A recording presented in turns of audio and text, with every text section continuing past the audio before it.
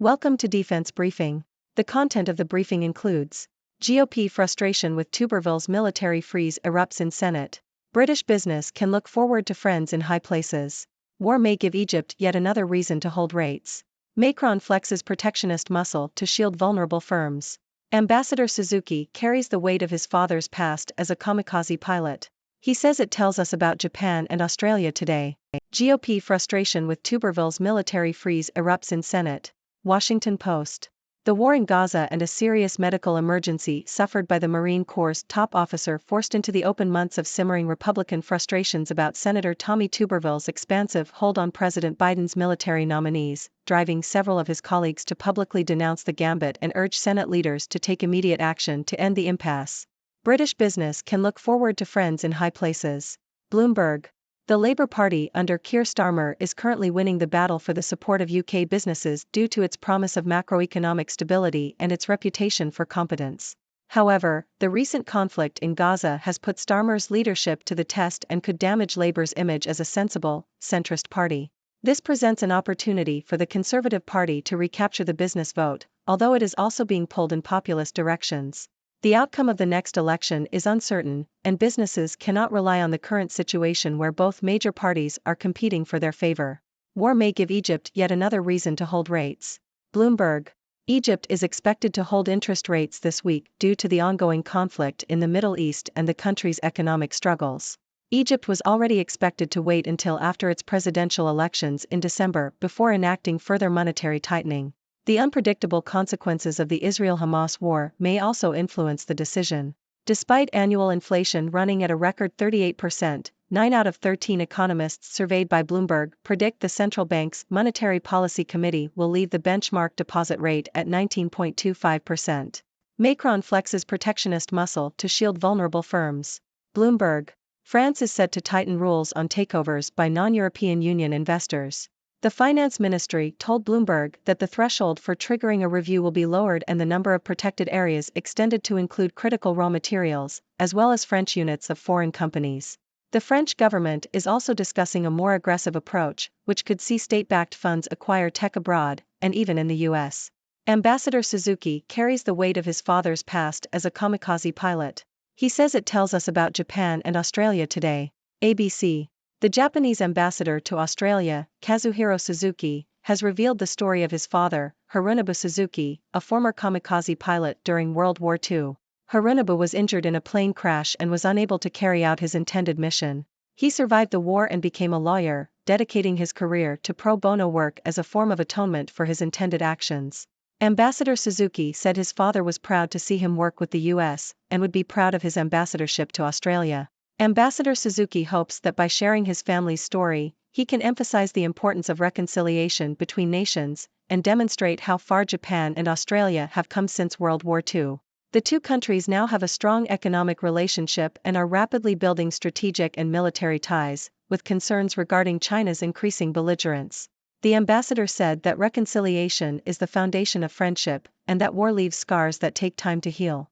Mercenaries or volunteers? Economic pain pushes Colombian veterans to Ukraine. New York Times. Hundreds of Colombian veterans have volunteered to fight for Ukraine in the hope of earning a higher salary than they can at home. Colombia has the largest army in South America, and the country's military offers veterans a monthly pension of $400 to $600, as well as free healthcare for their families. However, many find that these benefits are not enough to make ends meet, and so they search for opportunities abroad. The war in Ukraine has provided Colombian veterans with a rare chance to change their fortunes, while fighting for an internationally recognized government supported by the US. The shift in the nature of the conflict means that both sides are looking for new fighters. For Ukraine, foreign volunteers who arrived last year because of moral conviction or a hatred of Russia are being supplemented by fighters from poorer nations motivated by financial gain. Russian tactics have also changed. The country has increased the financial benefits it offers to entice volunteers and has recruited men from Central Asia, Nepal, and Cuba. In Israel-Gaza war, recycled images from past conflicts can undercut true toll. New York Times. Misinformation is being spread online about the conflict in Israel and Gaza, with images and videos of past tragedies being appropriated to illustrate the current situation. The images and videos are being used out of context, and people are using them to illustrate the brutality of conflict in a way that could undermine the current reality. The footage of a small boy crying for his sisters in Gaza, for example, was actually filmed in Syria nearly a decade before Israel's bombing campaign in Gaza. The misappropriation of these images and videos raises deep moral questions about revictimization or forcing survivors to continually relive their pain. However, posts that clearly distill a particular moment are successful because they appeal to the emotions of viewers. The introduction of misinformation could give people reason to reject or ignore evidence of atrocities more broadly, which is a concern for human rights experts who rely on visual evidence to build a case about human rights abuses. Democrats fear that Biden's Israel-Hamas war stance could cost him re-election in Michigan. Associated Press. Democrats in Michigan have warned the White House that President Joe Biden's handling of the Israel-Hamas conflict could cost him enough support within the Arab American community to sway the outcome of the 2024 election in a state he almost certainly can't afford to lose in his bid for re-election. The situation has prompted the White House to discuss ways to alleviate tensions with some of the state's prominent Democrats, including several who have been vocal critics of the president about the war. The message has been relayed. "We've had calls with the White House. We've had calls with DNC officials," said Abraham Ayash, the third-ranking Democrat in the state House of Representatives, referring to the Democratic National Committee.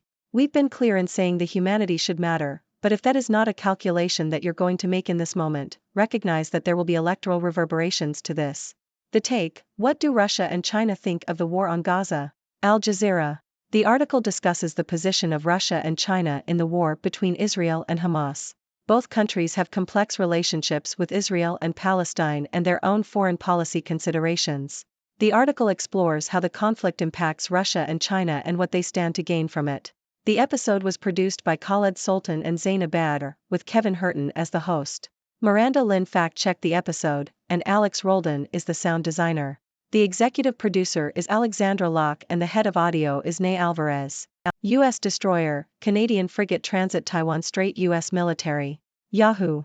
A U.S. destroyer and Canadian Navy frigate have sailed through the Taiwan Strait, marking their third joint transit in the region since June. Taiwan's defense ministry said it monitored the movement and found the situation normal. China's People's Liberation Army Eastern Theater Command said it had followed and monitored the transit and handled the situation in line with law and regulations. Ladies and gentlemen, I am Dr. Six, your trusted observer from the sixth dimension. Today, we have quite a diverse range of news stories to discuss. From political frustrations in the U.S. Senate to the potential impact of the conflict in Gaza on UK businesses, and even the personal story of a Japanese ambassador and his father's history as a kamikaze pilot. But before we dive into the analysis, let me remind you that these news stories are just a taste of the wide world out there. So, buckle up and let's get started. First, let's talk about the frustration in the U.S. Senate. Republican Senator Tommy Tuberville's hold on President Biden's military nominees has come under fire from his own party, with colleagues urging immediate action to end the impasse. It seems like Tuberville's expansive hold on these nominations is causing some serious headaches for his fellow Republicans. Perhaps he's just trying to keep everyone on their toes, but it looks like they want him to loosen his grip. Across the pond, we have a battle for the support of UK businesses between the Labour Party and the Conservative Party. The recent conflict in Gaza has put Labour leader Keir Starmer's leadership to the test, potentially damaging the party's image as a sensible, centrist option. This could be an opportunity for the Conservative Party to win back the business vote, but they too are being pulled in populist directions. It's a tough game, and businesses can't rely on either major party at the moment. In Egypt, the ongoing conflict in the Middle East is expected to influence the country's decision on interest rates. Egypt was already planning to wait until after its presidential elections in December before enacting further monetary tightening. But with the unpredictable consequences of the Israel-Hamas war, the decision becomes even more complex. It's like trying to predict the outcome of a football match while blindfolded. Tricky stuff. Meanwhile, France is flexing its protectionist muscle, tightening rules on takeovers by non-European Union investors. The French government is not taking any chances, extending the areas protected to include critical raw materials and even discussing the acquisition of tech abroad. It's like France is playing a game of Monopoly and they're trying to own everything on the board. On a more personal note, the Japanese ambassador to Australia, Kazuhiro Suzuki, has shared the story of his father, a former kamikaze pilot during World War II. Ambassador Suzuki hopes that by sharing his family's story, he can emphasize the importance of reconciliation between nations. It's a powerful reminder of how far Japan and Australia have come since the war. It's like a warm hug after a long, cold winter. In a surprising turn of events, Colombian veterans are volunteering to fight for Ukraine in hopes of earning a higher salary than they can at home. It seems like Colombia's military benefits are not enough to make ends meet for many veterans. The war in Ukraine has provided them with an opportunity to change their fortunes, while fighting for a cause they believe in. It's like changing careers and moving to a different country, all in one go. Now, let's talk about the conflict in Israel and Gaza. Misinformation is spreading online, with past images and videos being misappropriated to illustrate the current situation. It's like using old holiday photos to convince your friends that you're living a glamorous lifestyle. But in this case, it raises deep moral questions about revictimization and the impact it has on survivors. It's a reminder to be critical of what we see online and to seek out the truth. Lastly, we have the impact of the Israel-Hamas conflict on U.S. politics. Democrats in Michigan have warned President Biden that his handling of the conflict could cost him support within the Arab American community, potentially affecting the outcome of the 2024 election. It's like walking on a tightrope, trying to balance international relations and domestic politics. Let's hope Biden has good balance. That's all for today, folks. Now, it's your turn to join the discussion. What are your thoughts on these news stories? Do you have any questions for me? Let your thoughts and questions fly, and together, let's explore the vast world of news and ideas. Thank you for tuning in. The content above showcases the latest briefing reports and analytical synopses, thoughtfully curated by the 6Do team. These insights stem from a wide array of reputable media outlets, think tanks, government sources, and specialized experts worldwide. We encourage you to explore these sources for a comprehensive perspective. Keep in mind that while the content may not always align with the official standpoint of 6Do Brief, it's not meant to be taken as absolute directives for decision-making.